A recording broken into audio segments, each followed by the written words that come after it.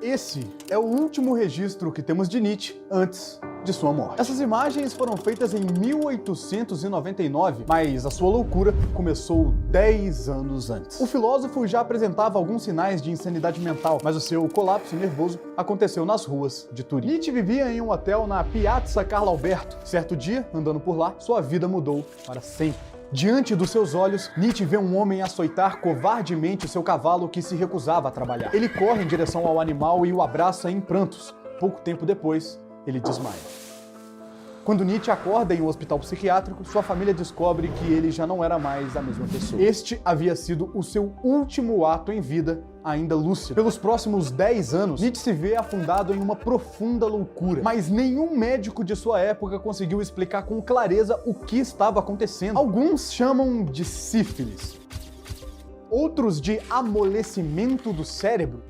Outros ainda podem jurar que Nietzsche estava pagando o preço pela sua própria filosofia, já que, segundo ele, quando você olha para o abismo olha de volta para você. Depois de muitas pesquisas, dezenas de relatos da época e incontáveis versões ouvidas, nós juntamos as peças desse complexo quebra-cabeça para tentar entender por que Nietzsche ficou louco hoje no Investigando Cinzas.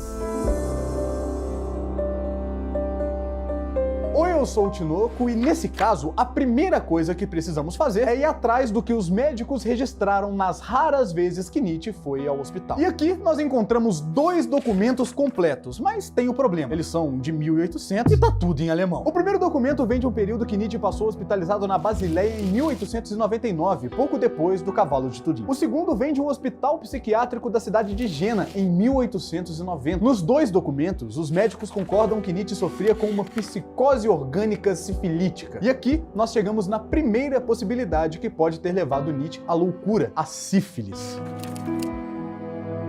Essa é a resposta mais encontrada para o caso de Nietzsche e até que faz sentido. A doença, se não tratada, pode levar à demência e até à paralisia completa. Mas como que ele poderia ter contraído essa DST? Existem 2 possibilidades. A primeira vem de um relato de que Nietzsche supostamente foi em uma casa de entretenimento adulto. Mas segundo o próprio Nietzsche, ele não fez nada lá dentro e apenas arranhou alguns acordes num piano no canto. Então já podemos riscar essa chance. A segunda possibilidade diz respeito ao tempo em que ele passou no exército. Doenças sexualmente transmissíveis sempre foram uma ameaça para os militares ao longo do tempo. Segundo o Jornal da Saúde dos Militares e Veteranos, as DSTs durante a Primeira Guerra foram o segundo mais comum motivo de incapacidade e ausência no serviço. Mas elas não eram transmitidas dessa forma que você tá pensando aí, não. Na verdade, na maioria das vezes, os soldados se infectavam através do sangue ou de agulhas contaminadas. Mas aqui nós chegamos a 2 problemas. O primeiro é que Nietzsche passou pouco tempo no exército, e o segundo coloca em xeque todos esses registros históricos. Em outro documento publicado pela Biblioteca Nacional de Medicina, é dito que a sífilis só se tornou um fato científico após a morte de Nietzsche. Ou seja, os médicos que o diagnosticaram com uma psicose orgânica sifilítica ainda estavam aprendendo sobre essa doença e não tinham a informação de que, por exemplo, é relativamente raro que uma pessoa com essas condições não tratadas vivesse por 12 anos após os sintomas aparecerem. Justamente o caso de Nietzsche. Então, a medicina atual considera improvável que Nietzsche tenha ficado louco por conta da sífilis, já que possivelmente os sintomas diagnosticados no filósofo, na verdade, poderiam derivar de outra doença que pode ter sido passada para Nietzsche geneticamente.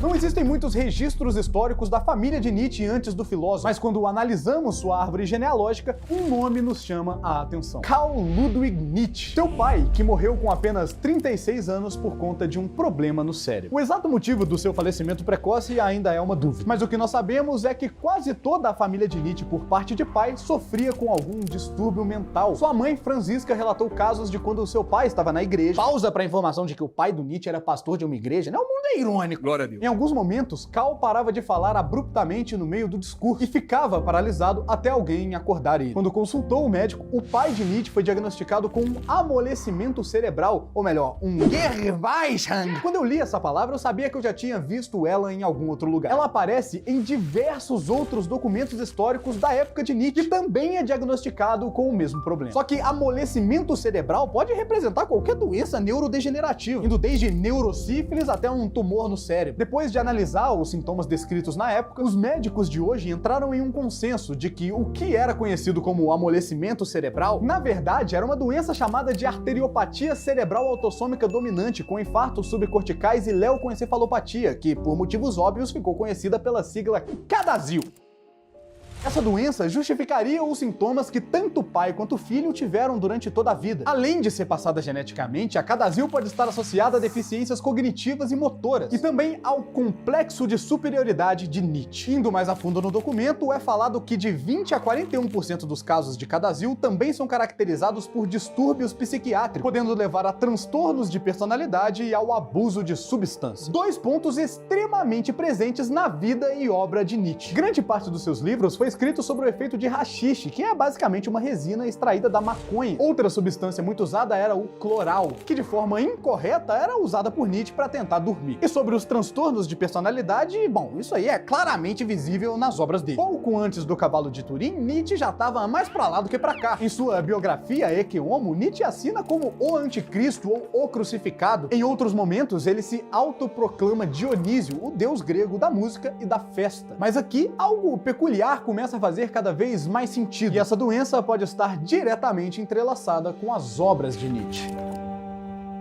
Uma pesquisa feita por esses 4 médicos, intitulada Friedrich Nietzsche e sua doença, uma abordagem neurofilosófica da introspecção, sustenta a ideia de que a CADASIL causaria alterações nas redes cerebrais de recompensa, resultando em um nível elevado de introspecção e criatividade. E isso começou a ser notado pelos amigos e familiares de Nietzsche quando ele se mudou para Turim. Em uma carta para um amigo, Nietzsche relata que agora é minha grande temporada de colheita. Essa temporada de colheita se refere, obviamente, à sua produção de livros, já que foi nessa cidade que Nietzsche escreveu 3 de suas obras mais icônicas: Crepúsculo dos Ídolos, O Anticristo e Ecce Homo. Mesmo assim, ainda é precipitado presumir que os distúrbios mentais de Nietzsche o ajudaram criativamente. Na verdade, é justamente o contrário. Segundo o próprio diretor do hospital psiquiátrico que internou o filósofo, a energia que Nietzsche canalizou em seu trabalho estimulou excessivamente seu sistema nervoso, o que fez com que seu cérebro basicamente fritasse. E o próprio Nietzsche acreditava demais nisso. Depois dele passar a grande parte de sua vida sofrendo com problemas de saúde, ele escreveu: "O que não me mata, me fortalece". Mesmo assim, essa hipótese ainda apresenta algumas controvérsias. Esse artigo científico concluiu, por exemplo, que um estilo de vida cognitivamente ativo pode atrasar o início da demência. Acredita-se que após o seu colapso mental na Itália, a demência de Nietzsche progrediu descontroladamente. Ele passou dias gritando e cantando o mais alto que podia, além de falar sozinho constantemente em delírios que duravam dia e noite. Ele tocava violentamente o seu piano em seu quarto, dançando nu